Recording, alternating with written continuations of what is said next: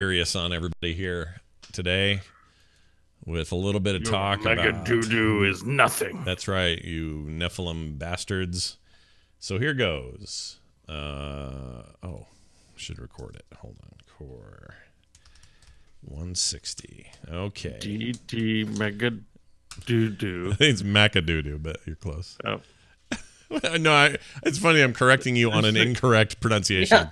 I thought it was mega doo. No, it was mega doo. Or no, mega doo. Yeah, it's macadoo. No, it was mega doo. Sorry, did I say macadoo? Mega doo. Yeah, you're like, no, it's macadoo. Hold and I'm on. like, oh, sorry. Yeah. Oh, is it maca or hold on? It is mega. It's mega. You must recover the energy immediately. Mega doo doo. Mega doo. I like it. You try to defend her, like, no, she just got it wrong. No, she clearly said mega. Yeah, she said mega. You're right. You were right. All right. When we find that video, we'll find Dr. Wowie. That's right. Oh, John, I have you saying this. I should play this on the show. I'm so sick of these mother demons. I think that fits today. That Great. fits. It totally fits with the new character and everything. All right, here goes. This is it. For real. Bo's new intro begins in 3, 2, 1.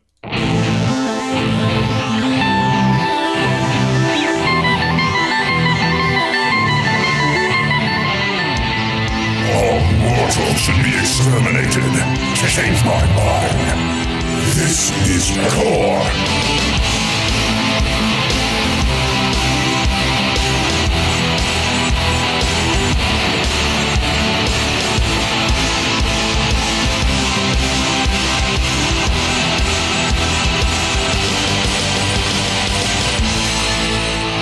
How insignificant you are.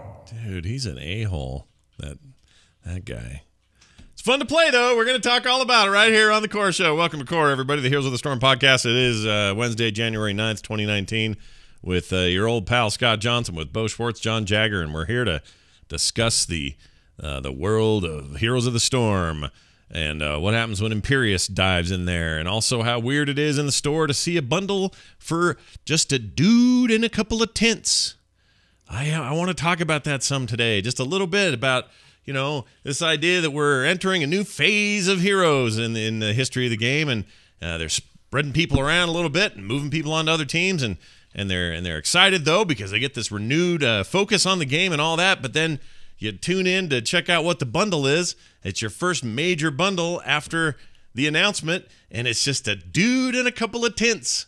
So we'll get to that in a minute. But before we do that, I would like to complain about a very major portion of, or a major part of the new character, Imperius, from the Diablo franchise, entering Heroes of the Storm today.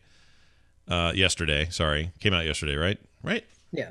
Okay. Yeah, Tuesday. I played him yesterday, so I would hope so. Yeah, I did as well, so I don't know what I'm thinking. But anyway, there he is in all his glory, you know. He's the angel. Wings. Yeah, he's the angel god. And he's just he hates all of us, and he's super upset with us, but he's even more mad at the burning hells. So at least he doesn't like them more than he doesn't like the humans.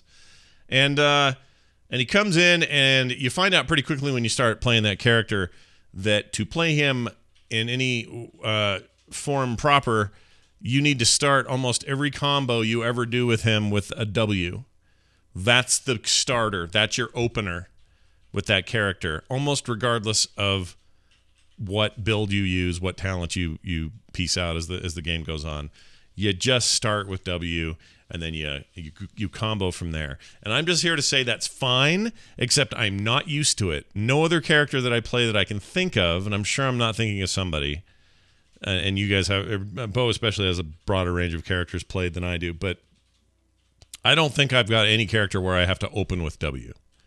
I think you might be right, because I wasn't really thinking about this, but I was playing him, and I found myself frequently opening with Q by mistake and E by mistake. I was like, well, why is it Q and E? Like, it's weird that I am just having such a hard time hitting W. Yeah. And I think it's because if you give me a character that opens with E, I'm okay. If you give me a character, excuse me, that opens with Q, I'm okay. Yeah. If you give me a character that opens with W, apparently I have no idea what to do with that, because it took a while. It took 3 games before I was like, oh, I can hit W when I want to. So that ended up working. Although I will say that I do like seeing if I can encourage a fight long enough to actually open with E. Interesting. You know, yeah. use E, kind of open with it, kind of get a little poke, kind of just do it right away. So they're just like kind of lulled in, like, oh, they burn the E, and then throw the combo in there when they're starting to think about retreating, and then see if I can get one more E out of the situation.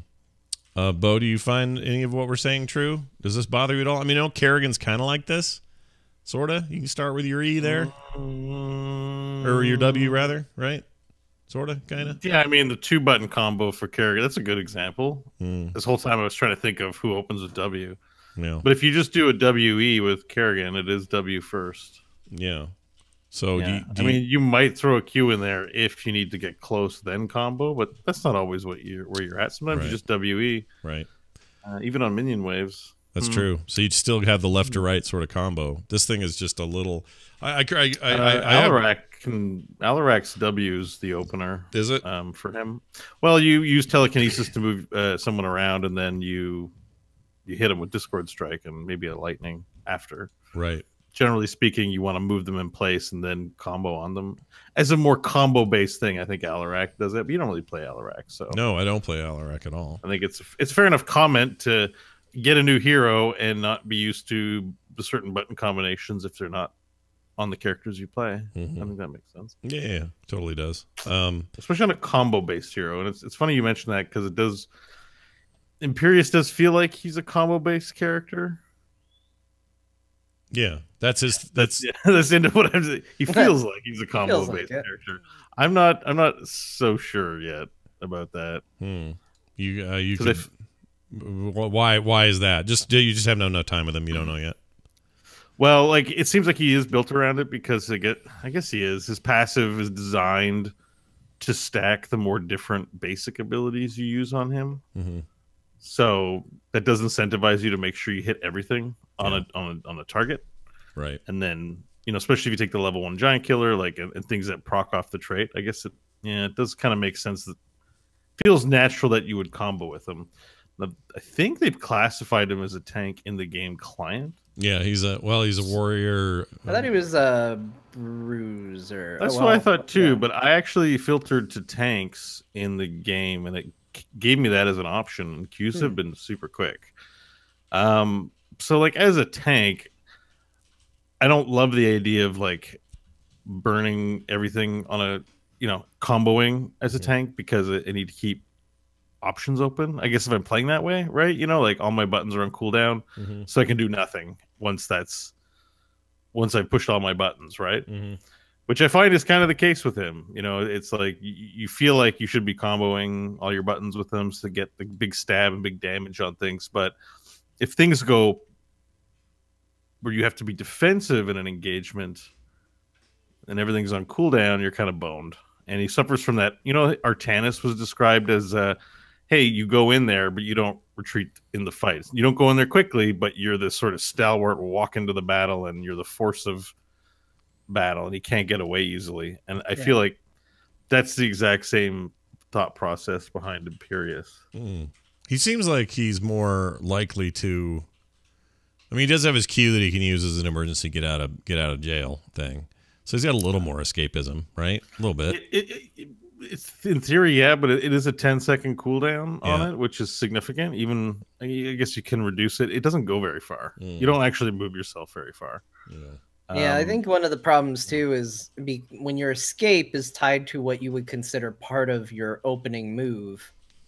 Sometimes you want to escape long before that cooldown's even up, and it's like, oh, I didn't mean for this to happen at all, and now I don't have a Q as a way out. Yeah. If you're using a Q as escape or a dodge, there's something either wrong with the character or the way you're playing. I think because it's pretty integral to what you're intuitively trying to do with him, which is it's a stun, it's gravity lapse on a Q. Like you want to use that for that purpose and not really anything else. Like in a situation where it's up and you can use it, you will, but you won't be hanging on to that thing to like just in case I need to dodge an Asmodan Q. Like that's not going to happen. So yeah. Yeah. Well, I'll say the part that even more than the W took me a little bit to get used to was that his spear, there's a little bunny hop that he does at the beginning before he thrusts the spear. And I liked to do it like right up close, you know, that logic of if you're really close, it's hard to miss a skill shot. You know, and I would be in there and I'd think, well, let's get this skill shot for sure. And next thing I know, I hop over the enemy. I was like, what? What is this? How did I miss? He was right in front of me. How did I just didn't practice him enough. I didn't realize he does a little jump before he does his little spear dash. And I kept jumping over my target. I have a thing, and this is something I'm getting used to too, is that you don't have to cast it at max range. You can actually cast it shorter to yourself. That's what I ended up discovering, but I didn't know that. I assumed it was like a like a pierce, you know, like he would fly forward and anybody he caught on the path he would get. And so I never tried to drag it. I was always at max range with wherever I was aiming it, and I was like, okay, I guess this is it. Yeah, no, because it's actually like there's a lateral. In addition to there being a border, you know, because it's a pole to the skewer on width, there's actually a perpendicular limit too. So if you do shoot it out too far, you jump past people all the time. So. He doesn't cleave at all, does it? No kind of cleave. No cleave, but he can pick up a talent that allows 4 of his auto attacks to cleave. Oh, all right. After meeting some condition, I believe. I can't remember what it was. I think it's just a cooldown. I think it's just a one. Oh, it's press just a one button. And, Okay. Could be. But yeah, so I don't know. The W I find hard to hit because it's well, it's not hard to hit the W, but it's hard to get the center, and the center is where the goodies are. Yeah, I find very slow and yeah, telegraph. That's so. The center's always where the goodies are. Yeah, that's where the Oreo bits are, especially if you take the talent that blows up on the ground. Yeah, looks like a little orange Oreo. I like how he feels so far. He does feel like one of those heroes, though, that will. He's not. There's nothing about him that's repulsive to me when I first pick him up. Like some heroes, you're like, ugh, I can't stand the way you do this thing, and I'll just never get past it. The way like Ariel or somebody else is for me.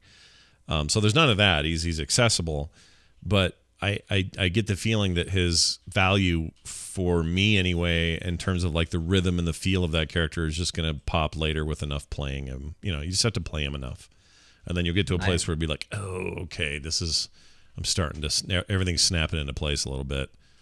For me, it was my last match on Braxis last night. I had an Ana, and I just said, okay, bottom lane, it's going to belong to us. And the two of us held that bottom lane the entire game, all the way through the keep, all the way up to the core.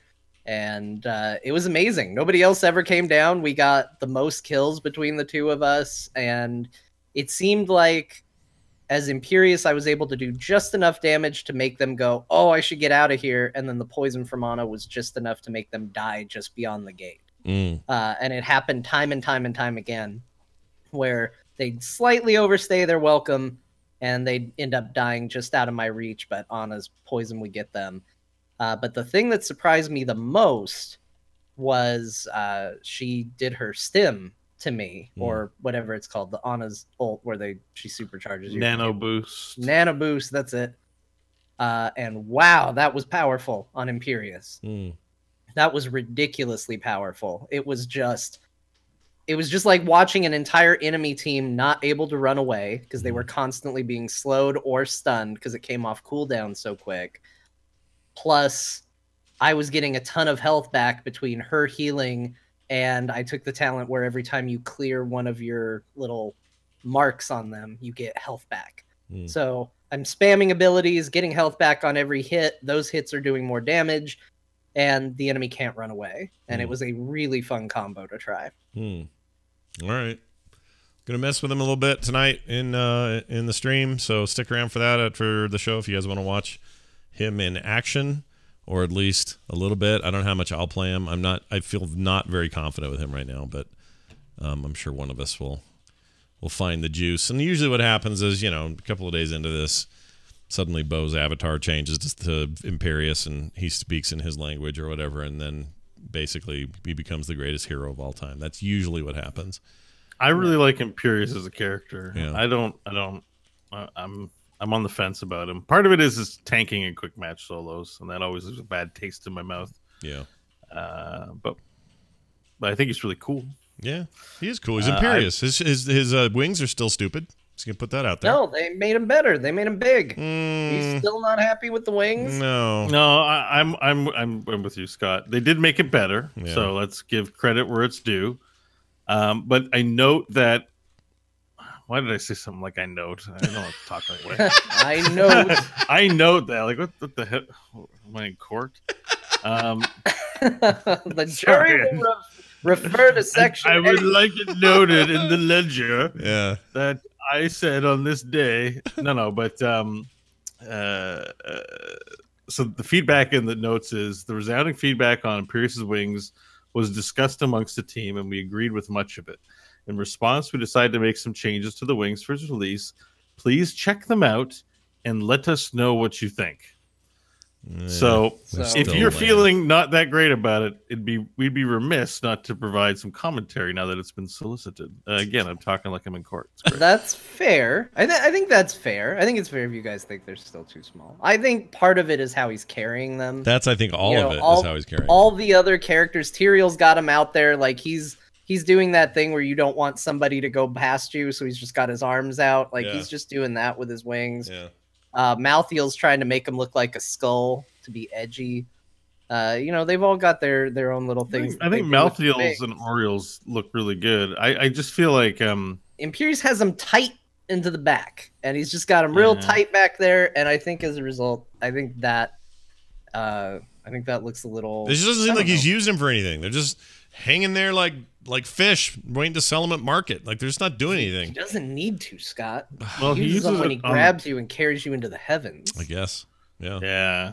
I don't know. I just think it's a little bit. I'm just desirous of more flourish on it. I think the size is the increase in size is good. I like the size. You're saying they don't feel size. They don't feel girthy. They're still noodly, and I think it's not just an increase in size fix. It's like I just want more wing animation, I guess, on it. Once he learns how to use the wings more, we will appreciate the size. Yeah. He's a shower, not a. What'd you call it, John, last week? Shower, not a grower. He's still that. I probably didn't say that. Oh, you did. I said he's a grower, not a shower. Or a grower, not a shower, not a shower, not a grower. I don't. Most people don't. I don't know what a shower, not a grower would be. I don't want to think about it, but I am. I don't. Most showers I know are growers too. Yeah. By the way, here's Bo. Here's the sound for Bo's court work today. There we go. Good job, Bo. You've done it. Sweet. Anyway, he's out. He's cool, and he's got weird combos. I guess it's something we're gonna have to learn to live with. Bo's on the fence. Usually, when you say you're on the fence, it's just because you haven't discovered him yet in the way that you will. And I look forward to that because then I get more insight. I feel like I'm a little dumb with him because partly because I don't play a lot of tanks, but also I don't know. I just feel like I'm fumbling a little bit, and I need one of my more skilled teammates to go, oh, did you know this? And then I'll go, oh, and then I'll love him. Then he'll be great. That's how it'll go. The one more thing, just to kind of point out something odd that I saw on his kit. I don't think it's an error, but it threw me because the tooltip from where I read it at least didn't say anything. Is the level 1 quest talent on his W? Mm-hmm. I didn't see anywhere in the in-game description where it said if you miss with a W, it clears your stacks, but apparently it does. I didn't know that. I took that talent, and then I ended up regretting it because I was, doing wave clear, which he's not great at. And I'd use my W, and then there goes all my bonus damage that I've worked towards. And it was like, oh, well, great. I feel good about this talent choice now. Fantastic. So that's something to keep in mind. I don't know if that's a bug and it's unintended that it seems. Which talent was it? It's the W, where heroes hit by the W increase its damage up to an amount. And then at 15 heroes hit, it has some impact. I don't know if it's like Thrall's Wolf and then it would stay if you hit 15. I didn't hit 15. Oh, so the level 1 talent. I don't think that's supposed to reset. Oh, that's weird. And I don't know if it was, at least as far as the counter in the bottom it was, but I wasn't checking damage numbers to see if it was actually clearing, but the tracker down at the bottom was. So maybe it's bugged, man. Maybe it's bugged. Could Yeah, be. maybe we just revealed the great bugging of 2019 already. I would be more into that talent if it didn't clear. That's Yeah. for sure. So let's just briefly just go back to my point about the package that was, by the way, about $15 worth of gems, because I bought it, and they basically, you got, you get the character obviously, and then you get his default skin, and then you get these 2 tints, or maybe it's 3 tints, 2 tints, 3 tints. I think it might be, it's 2 or 3 tints, and then the demon. Yeah. And that seems like a lot less stuff than I think I'm used to seeing on character launch day. Did you get the skins? The skin bundle, or just the hero? Well, isn't the hero bundle usually got more stuff in there? Like, The hero bundle will have an exclusive the exclusive skin that launches with it. yeah. The 3 tints for that skin, and then just the baseline Tyrael with 3 tints for the baseline Imperius. Yeah. Like, so you should get a total of 6 things. And that's usually what those launch bundles are. Yeah, it's normal. It's just it's been a while since they did it. Maybe. Now, I know where you're going with this, Scott. Yeah. You've got a little of the conspiracy theory. I know what they did to the dev team. I know what's going on over there. Look at this Imperius all by his lonesome. I've seen this game. But I think that this is pretty standard for a default hero when they're not coming out around another event. We're still in the middle of the winter event, and that's also when Blizzard takes their vacation. So they're kind of at, regardless of what happened to the team, they're kind of at nobody. Yeah. They're skeleton crew because they want to, have a happy holidays. I think if you look at winter release heroes, and maybe I'll eat some crow on this, but I think if you look at winter release heroes, I bet usually it's just, here they are, here's their skins or whatever, get out of here. Go have fun. Go play. No, I think part of it is I logged in and you're not immediately greeted with all the colorful Christmas stuff that was up there before. Like, all those crazy pastels and the kids board game stuff and the splash screen before it that looked like Christmas. That's all gone, and you're back to just like Nexus. And that's fine. It's 100% fine, but I think that's maybe what the wind in my sails was, just a slightly different flavor than I remember. And so when I saw it, I went, oh, well, all right, I guess I'll buy this hero who looks like he's at a party and no one will dance with him. Like, it was just kind of a weird thing. And yes, part of this, there's a weird bias kicking off in my head that's nervous, about this stuff. And so I'm probably, well, I don't think there's any probably to it. I think what I'm doing, I am projecting is what I'm doing. There's nothing wrong with that, though. It's like if you were about to go to bed and somebody said, hey, have a good night. I saw a spider in the room, and then turned off the light and walked out the door, you would jump at every little thing you felt. You'd be like, geez, what is that? Yeah. Like, it's human nature. Like, most of what you're feeling isn't the spider, unless it is. Yeah. Like, so I don't necessarily fault you, but right. I do think you're right, though, and I think it's not nearly the big deal I'm making it to be. But anyway, that was a seamless process. Picked him up, started playing. Good times there with Imperius. And like I said, we'll look at him a little bit later, see what we think. There's also a new dog mount. He's pretty great. He's got a cone on. This is good timing because my dog, well, one of our dogs, actually Nick's dog, Boomer, named after the character in the reboot of Battlestar Galactica, not the old one. That Boomer was fine, but this Boomer's way cooler. And it's a female dog, so it makes a difference, if you know what I'm talking about. Anyway, the point is... Yes, you, owner of Jim Raynor, the female dog, real stickler for making sure dog genders match character names. Oh, yeah. Wasn't there a Boomer on King of the Hill? No, Boomhauer. Boomhauer. Oh. Yeah. What am I thinking of? Boomerhauer.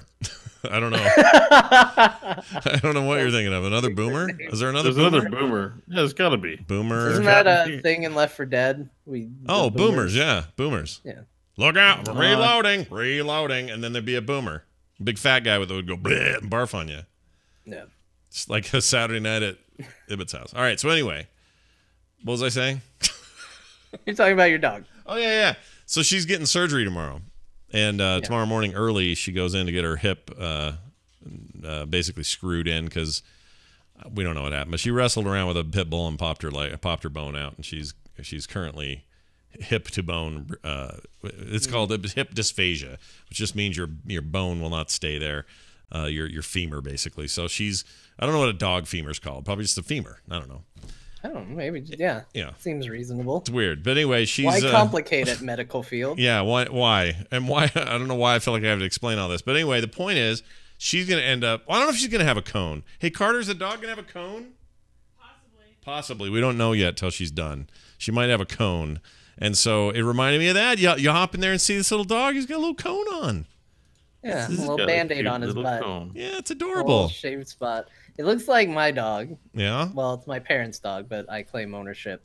What kind of dog is Less it? Responsibility. What is Maltese. Oh, I see. Oh, so you get to... Hold on now. You get to enjoy all the benefits of the dog. You're like a grandparent. You get to have fun and spoil it and wrestle around and all this, but the minute it goes or barfs, bye. See ya. Yeah. Okay. All right. Mom, the dog threw up. I don't know if you saw, but the dog. And then I get to have fun, and then I get to go. Oh, their breath stinks. You should get their teeth brushed. Yeah. So Yeah, I totally. contribute a lot. Yeah, the Maltese that's a good breed. That's a fun little cute little breed. But I'm wondering if that cone of shame on this this particular rendering for the pet or for the mount rather is because someone on the team had a dog get hurt or something. That's what I was thinking of. Yeah. I don't know if that's still true. I like them putting all the dogs in the game. Yeah, I like that. Blizzard's crazy not that about we that. need to turn it into a dogs versus cats thing, but I don't know if you noticed. There's a shitload of cats in World of Warcraft. Yeah.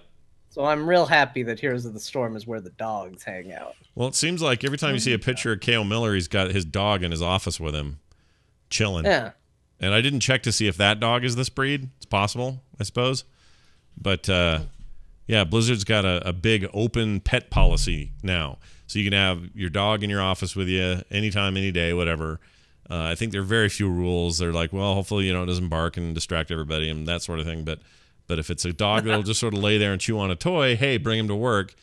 I assume the same. They're not going to discriminate against cat owners, so people can bring their cats, I guess. But can you bring like a snake and a lizard? People that are allergic, though. Yeah, that's the other thing I was wondering. Exactly. What? Like, you get a phone call. This is Benson from Blizzard HR, and we'd like to offer you a job at Blizzard Entertainment. But one question first: are you allergic to dogs? Why? Actually, yes, I am.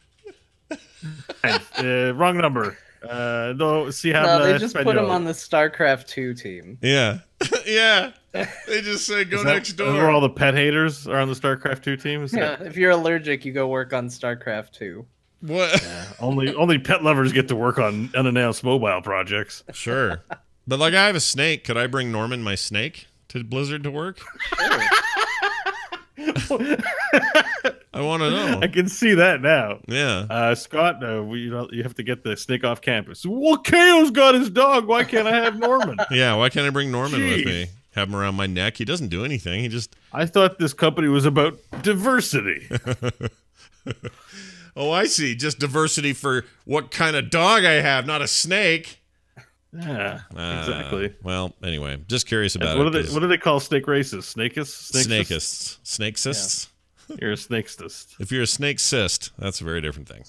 Yeah, nobody likes that. Snakist. No, Snakist. nobody likes a snake cyst. Anyway, so there's that, and it looks great, and I wish I could find a screen cap because I'd put it up on the stream, but I can't find a chat room. I apologize. But it's super cute. He's got this little cone.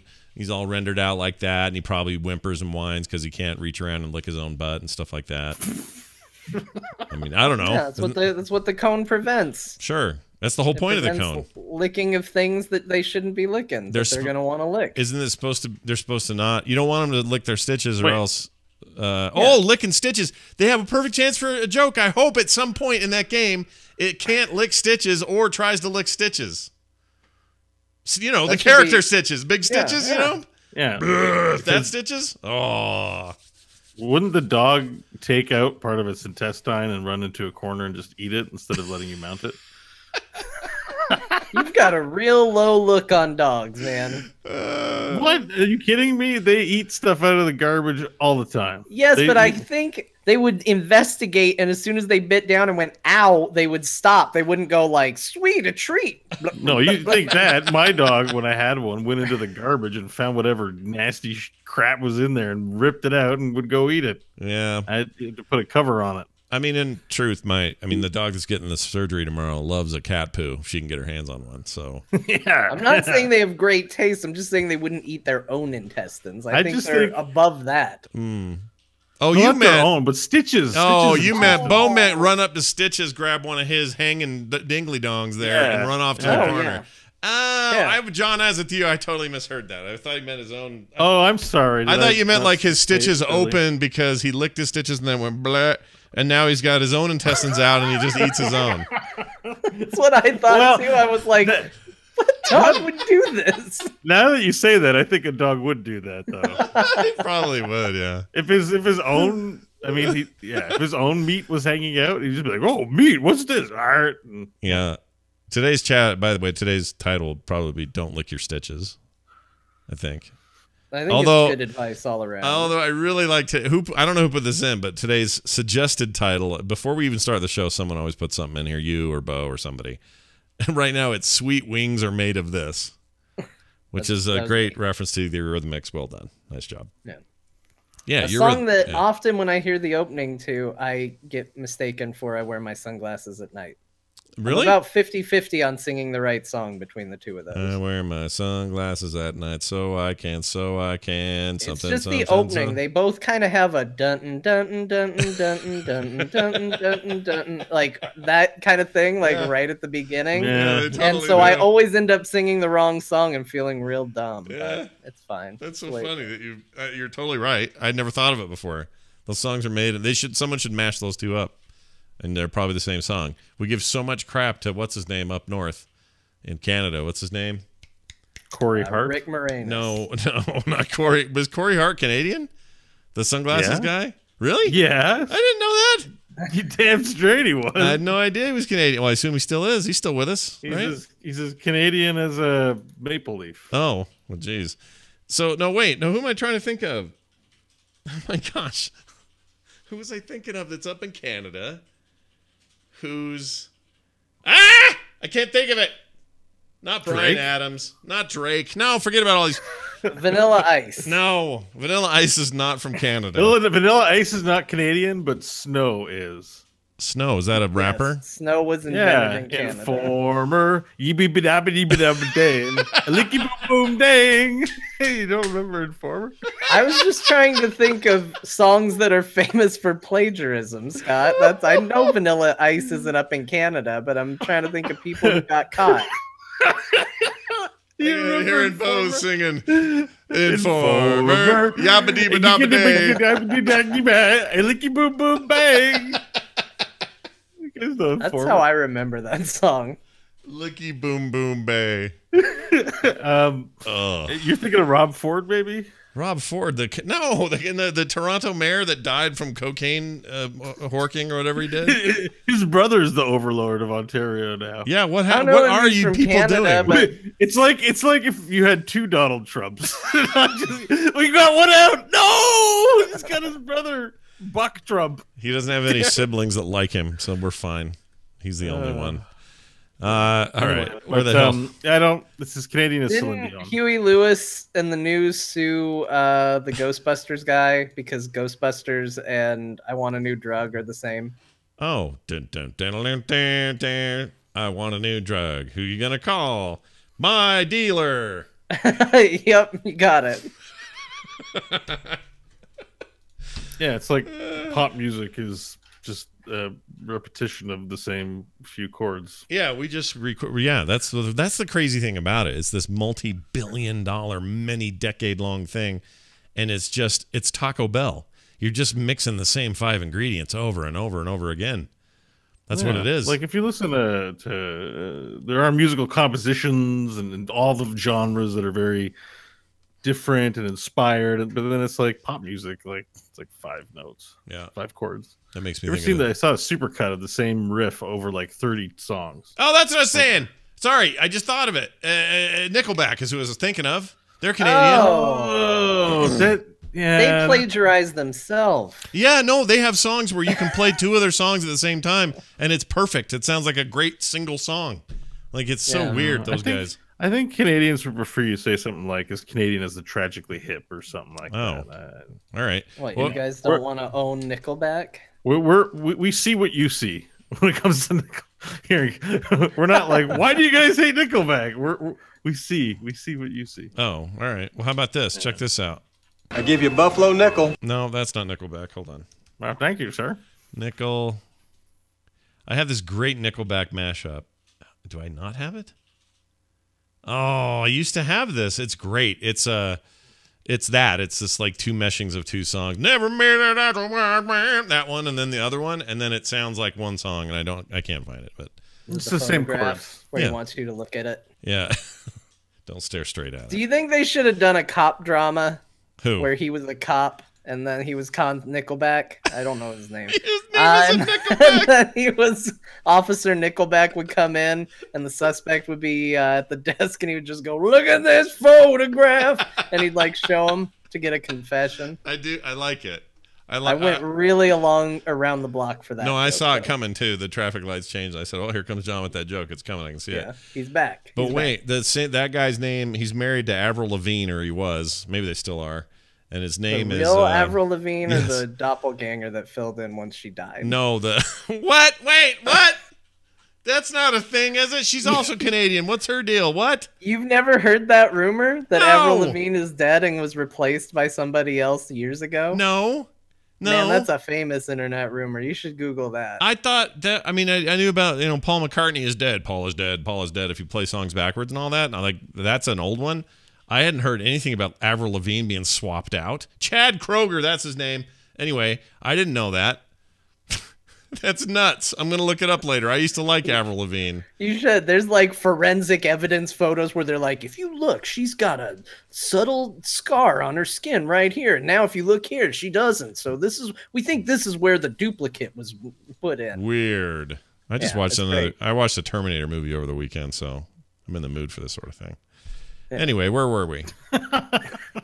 Video game that we talked about. Not sure the Terminator thing. Well, no, Terminator's like, there's a body. We watched Salvation, which, by the way, I think is way better than people give it credit for. Yeah, Salvation's good. I never saw it in theaters, so I snubbed it and said whatever. And then we watched it for Film Sack, and I was like, oh, this is all right. Like, there's some cool world building and some decent stuff going on here. It was all right, but it's not terrible. They would go on to remind you how much worse it could be. Yeah, and there's stuff in there that isn't great, but they create the wartime stuff really well and really get you into that and keep you there. Like, they don't jump back and forth in time, which I like. Anyway, that's not the point. What was the point? Oh, the reason it's like Terminator, it's like because there's always like we got this flesh, we reanimated it with machine parts, now it can heal. That's all I was saying. It's like Avril Lavigne being replaced. She's a bot. Yeah, she's like she's a Terminator. She's a Terminator. It relates to Heroes because in Heroes sometimes your Hanzo leaves and becomes a robot. Right. Just like Avril Lavigne. Right. Somebody just instead of calling them bots, we should call them Avrils. Let's see. I like it. How many Avrils in a Kroger? All right. So I played a cooperative Avril game the other day. I didn't want a lot of challenge, but I wanted other people with me. Playing Avril co-op. I like it. Yeah. Check this out. There's a clip Bo just did. I just want to see what it is. See if she's truly as good at these clips as she used to be. Hold on. Here we go. Snow. Is that a rapper? Yes. Snow was invented in Canada. Informer. Yee-bee-bee-da-bee-dee-bee-da-bee-dang. Licky-boom-boom-dang. Hey, don't...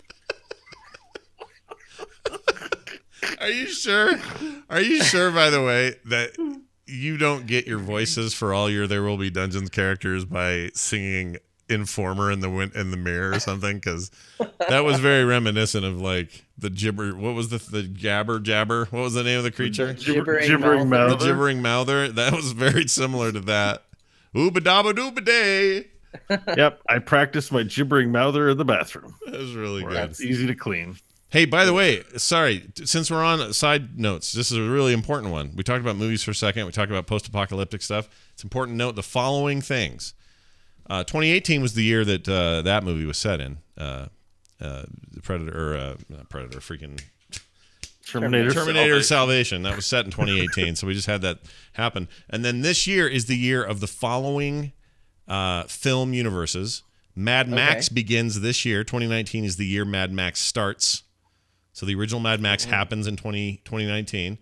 Has anybody checked in on Australia recently? Yeah. Do we know if it has happened yet? Get down there and see if anyone's wearing only one shoulder pad on one side, okay? Because that's the sign. Okay, so then you got that, and then there's someone in the chat just mentioned one. Oh, Running Man is this year. Okay. So the Running Man, the game show thing where people get killed for real. And then what was the third one? There's a third big one. Shoot. There's a great big third one. I forgot it. Anyway, this is the big year. So It's the big year get excited. for films. Because writers are like, we want to set it in 2020, but that would be cliche. Yeah. So they just subtract one from it. Right. It's always annoying to me because Star Trek had it right. We're like, hey, guess what? 23rd century. No one's going to care then. So let's do it way out. And that was the smart thing to do. Oh, Yeah, Blade the Runner's nice this thing year. is Blade Runner. Freaking Blade Runner. That's it. The original Blade Runner. Oh, really? Yeah. The original Blade Runners this year. Yeah. Not 2049, but the... Man, they were way off. So you're saying invest in Atari. Yeah, I am saying that. Go back in time, invest in them hard so they don't go away. And now there'll be big giant signs in the world's biggest multi-corporation. Exactly. Wouldn't it be funny, though, if Atari just came out of nowhere and was like, we're making a holographic sign? What for? I don't know. Just like, we're making a big old Atari sign. It's the size of the Empire State Building, but for no reason. We're just putting it up there. It's the same thing as when Nike made those Back to the Future shoes to try and make it like, yeah, we did it. Look, we got there. Yep. Atari's the same way. They're like, we made a sign. Lord Shaper in the chat says also Akira is this year. So Tetsuo all getting all gross. Work out for most of us. No, Akira is bad news for everybody. You think Mad Max goes bad? Akira, baby. All right. Heroes of the Storm. There's not. I mean, you can tell there's not a lot of news this week. We got a new hero. There's stuff happening, but it's not really all that big a deal. Although this is kind of some cool community news. Mongoose from Nexus Gaming Series is starting their 6th season signups for League Play and asked us to let our listenership know and invite them to come play. So go check it out. Once again, yet another place for you to go get some, I'm not going to call it amateur, but some, community level grassroots competition in the shadow of no more HGC. So this is a way to do that. People are welcome to sign up starting January 21st. Excuse me, with the season starting February 25th, so about a month later. Details can be found at nexusgamingseries.org. And if you're worried about your skill level, I believe they do organize leagues into tiers and stuff, so you don't get good. A bunch of diamonds stomping some bronze level players and vice versa. They kind of fit you in where it makes sense. So it's their 6th season, and they got a pretty good reputation. So if you're looking for some fun league play, he asked us to get that out there. And like you said, Scott, in the wake of HGC going missing, there still is opportunity for us to organize leagues and have fun playing this game. So yeah, I thought that was pretty cool. It pleases me to know that this stuff is happening, and I hope all of them have huge success. Will probably happen as this stuff shakes out. If it's meant to or whatever, you'll see some will get bigger than others, and something may become kind of the mainstream one. But I like that there'll always be room for smaller stuff and whatever like that. I think it's going to be a really interesting year. What I really hope is that stuff and the excitement around it from the community, that Blizzard's able to match that with the game itself.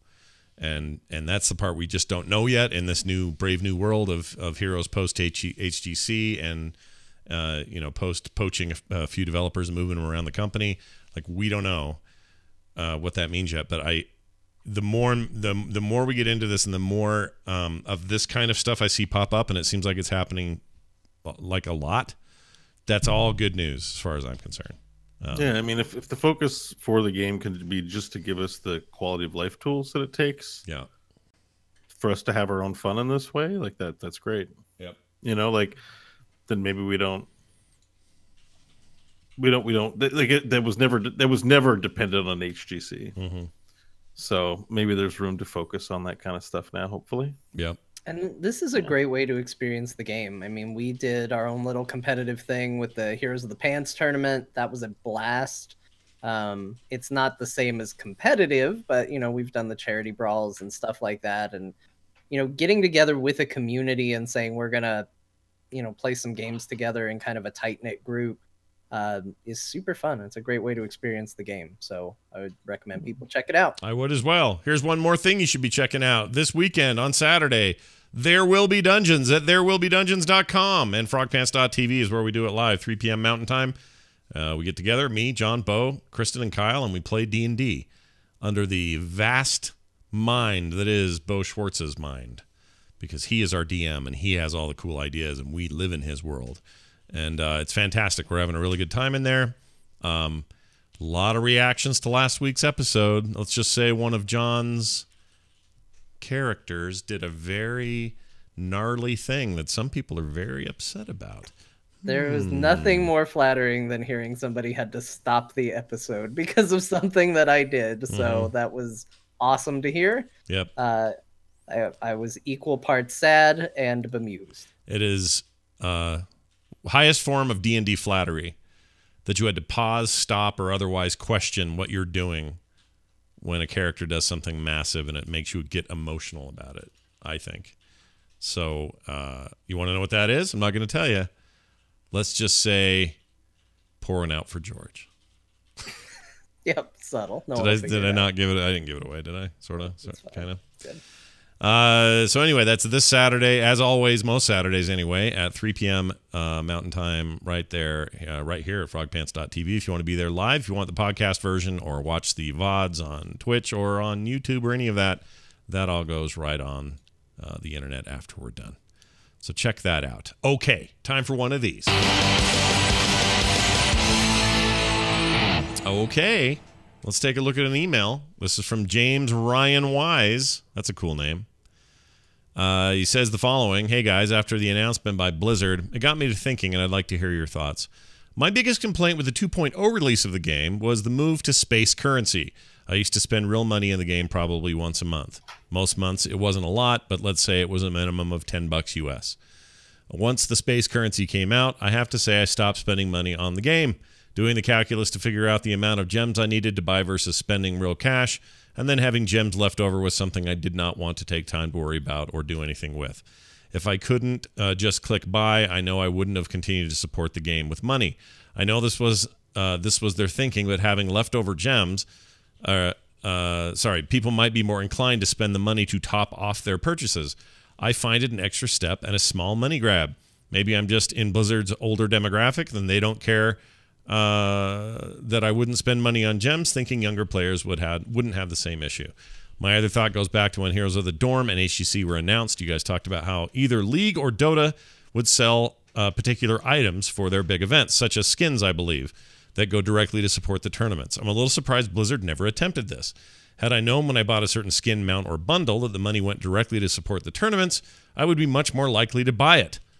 It probably may even have swayed me to buy gems if I couldn't use real money. Even if I were not a huge generator of money in the beginning, it would have helped offset the cost. As Heroes of the Storm, Dorm and HCC grew, I can only believe those skins, mounts, and bundles would have begun to sell more and more. I'm not saying these two ideas would have solved all their issues, but I think they would have not hurt either. I've really enjoyed Heroes, and I hope the community sticks around and doesn't have a massive exodus from the game. Thanks for your time, Jamie. It's a good email and makes a lot of good points. We've talked a bunch about, how even us here, I can only speak for myself. I never feel as inclined to buy gems as I did when it was just regular money, and I spent a lot more when it was just regular money in the game than I do now. But more importantly, this idea that Blizzard never attempted to do an HGC funding, basically, by selling packages, bundles, skins, unique items that you could only get through, an HGC support the way they do with the international and stuff with Dota. Are you guys surprised they never did that? Do you think it would have helped or made a difference if they would have done that? Did HGC need to be a runaway success before they could do that? There's a lot of questions with it, but I'm curious. Bo, what's your take on that? Would that have been a good thing?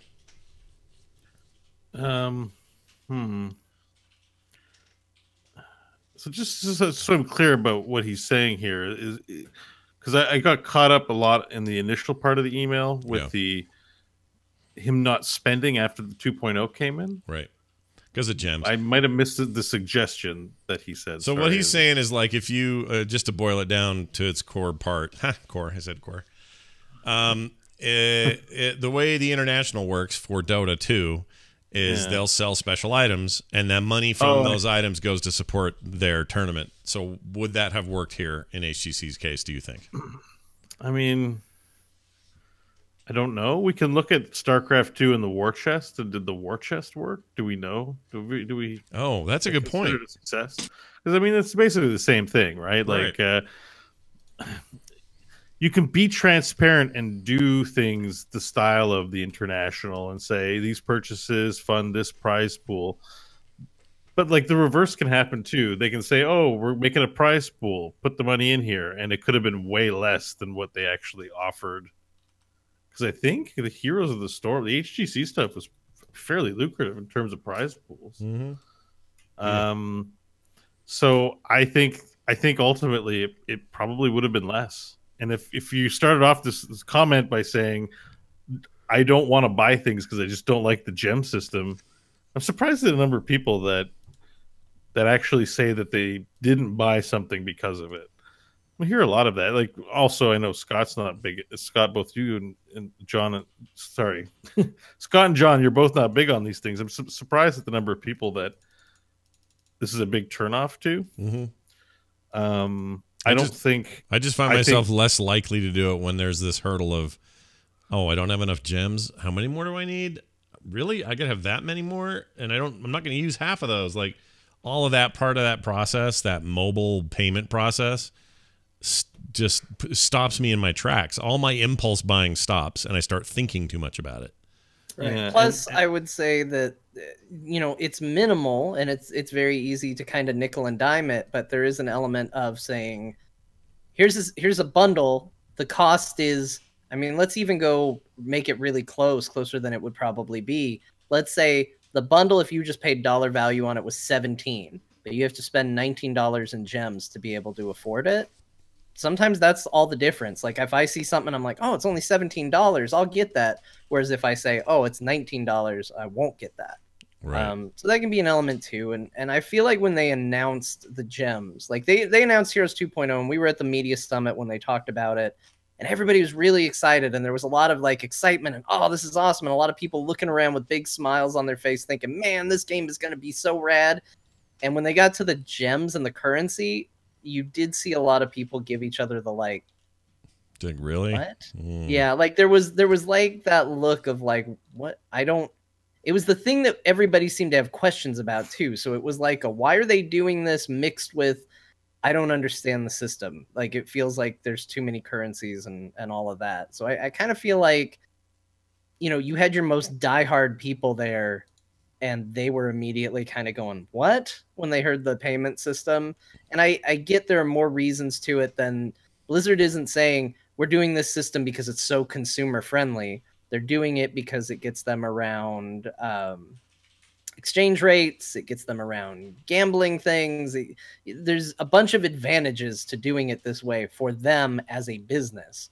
But at the end of the day, I stand by what we've said, which is it's not a very good experience for the player. Right. And I think as far as like doing something like what Dota 2 does, I just don't think HGC was big enough. We don't have skins that come from players designing them, or people who are just maybe not even into the game, but designing hero skins. Like 100% of the work gets done. I mean, they outsource a little bit for some of the art for your icons, but beyond that, it's all work done by Blizzard for these things. So there's no way for them to just say like, oh, let's throw a bunch of stuff up there as a reward. If they want to put together a really impressive bundle for you to invest in, that's development time. And so I just don't, I think if you really got down to it, I don't think the cost value analysis would actually be there. I don't think you'd actually make a ton of money for HGC, even though I agree. I love what Dota 2 does with the international. I wish we could have done it. I just don't think we ever got there. Yeah. Yeah, the spend's not there. I think because a lot of the comments about HGC in the early times when we found out that they were getting rid of it was it's like the 12th most watched esport. Why? That sounds like a good thing. It doesn't sound bad. Like people still televise. Just because you're not the top sport doesn't mean people stop watching baseball, and that it's not that there aren't casts and that there aren't content around baseball, even if it's not the top of all the league sports. I think no one's spending money in the game, and I don't think it has anything to do with the gem system. I think fundamentally people aren't spending money in the game for whatever reason, and it could be just because that's how we feel. Like the community, the zeitgeist, just feels this is not a game worth investing in. Or it could be a problem fundamental to this game needs to be worked on. I mean, there's still, in theory, a future for Heroes of the Storm in the future. I just think the spending's not there. I mean, it's telling when the company doesn't even bring it up at any earnings call ever. Not a one. Ever in the years that we've been doing this, not a one is anyone's like, by the way, Heroes making good money. They're like, let's not talk about it. Yeah. So I don't, I mean, that's why I said HGC going away always made sense, or it's not a shock, because I'm like, well, it's not like they're going around bragging about it in any form. So sure. I think all of our bargaining that we might do to say, what if we just did this, or what if we just did this, then we would make money, is just that. It's not. They're nice ideas, but they're not going to work. Yeah. Like it's not fundamentally what the problem was with making money. Yeah, I think I agree.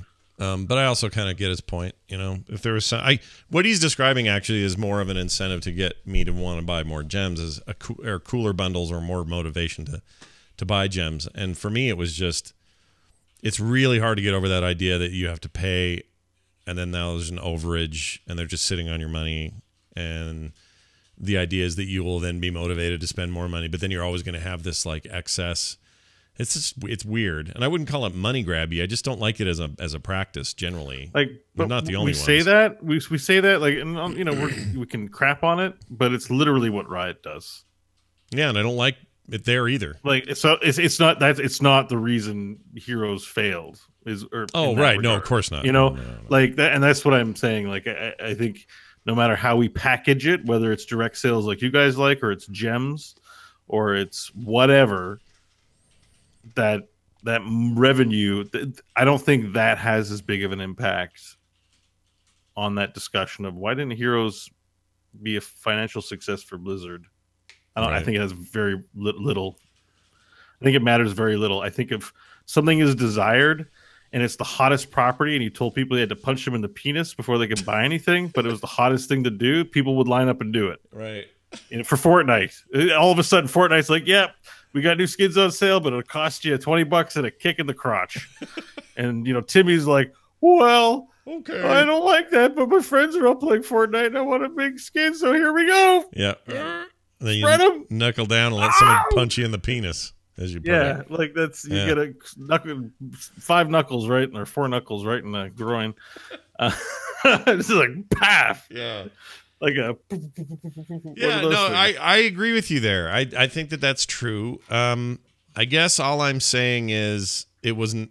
And I also, before people email us and correct us on this, I know it also has a lot to do with regional stuff. Like, if the gems are always 1,000 gems, you can adjust how much those cost per region very easily. It's much more difficult to do that with actual currency exchanges. So I understand that. And that's a huge advantage for them. I totally get it. If you would let me just buy the amount of gems I needed, though, that would be cool. Instead of these lots of like, well, we only got them in this bucket of 4,000.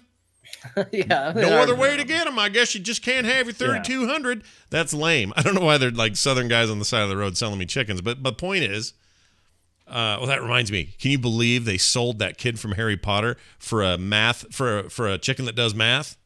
Isn't that crazy? In that movie, Bo? Yeah, I love that. Crazy. I can believe it. It's like those stories are allegorical about art in America. Yeah, could be. Weird. Yeah. Weird. It's like it's a comment about the current state of things. Maybe they're the greatest filmmakers of all time, the Coen brothers. Maybe they are. that chicken is Nickelback. That chicken is definitely Nickelback. Well, wait, then who's the? If the chicken's Nickelback, who's the kid from Harry Potter? Who's that? The American Theater that wow. you guys all don't go to and is dying. Okay. Because you go to see your MCU movies, but don't catch a brilliant performance of Hamlet from your local thespians who work very hard for nothing to put on plays. Actually, That's right. A little nod to my local community. Salt Lake City has one of the country's newest and most awesome premier playhouses called the Hale something Theater. We actually have two of these. They're massive. One of them's Eccles something theater, and the other one's this Hale Theater. And they're huge, state-of-the-art, gigantic spaces for people to go and see. Like right now they're doing it's called Wizard of Oz, and apparently it is like incredible, a version of that. So we're trying, man. We got that going. We got a soccer team. That's a fun thing for some people. I went and saw the Trailer Park Boys live. Take it up with the Coen brothers. I love it. John saw Trailer Park Boys live, and he's contributing to what you were I've asking contributed to the theater. It was in a theater. It was in the same theater where I watched a Cirque du Soleil style show. Mm-hmm. I did that there as well. Mm-hmm. I'm a patron of the arts. Nice. Yeah, you laugh, Well, but as a it former counts. actor. How dare you indict me, sir? I didn't indict you. Coen Take a brothers note. did. Note of this. I The will not be Coen indicted. The Coen brothers did. Okay. If you guys want to know what we're talking about, because there's a few questions up in the chat room. Ballad of Buster Scruggs. Watch it again. Love it. It's fantastic. It's really good. And know you'll that understand Iron Man math is chicken. a math chicken. And Iron Man is a math chicken? Is that what you said? Yeah. That's what they're Iron saying. Man? Yeah. You said Marvel MCU movies, so I'm saying Iron Man is a math chicken. Right. Iron Man Well, I is said the math chicken was Nickelback, but then I used MCU later to make the analogy more. I like the idea that Iron Man's the math chicken, though. I really like it. I'm going to sign on that dotted line. That's pretty good. Iron Man is the math chicken. Don't forget. That's another good title that would make no sense for anyone reading the show without context. We've had a lot of good titles today. We've had a lot of good times, a lot of good titles, a lot of good fun right here on Core. All right, here's the good news, everybody. Core is over. Pan shot. Pan shot. We're done for now. We'll be back next week, of course, with more. But we are going to play some games tonight with our friends Kyle and Kristen. So stick around if you'd like to watch us do that. Hopefully we deal some wins and not some losses tonight, and see a little bit more of what Imperius is made of. That's coming up here shortly. Don't forget to support us on Patreon if you like our show. That's at patreon.com/core show. We love making this for you, and we thank you for your support. If you haven't yet done it, consider it. That's patreon.com/core show. In the meantime, if you're looking for all things Core, go to heroesforyou.com. You'll find it all right there, including our Twitter accounts. Core Heroes, John_Jagger, Scott Johnson, and Bo Schwartz. And don't forget you can send us your feedback, thoughts, and comments to core@heroesforyou.com. That's going to do it for us. For me, for John, for Bo. See you next time.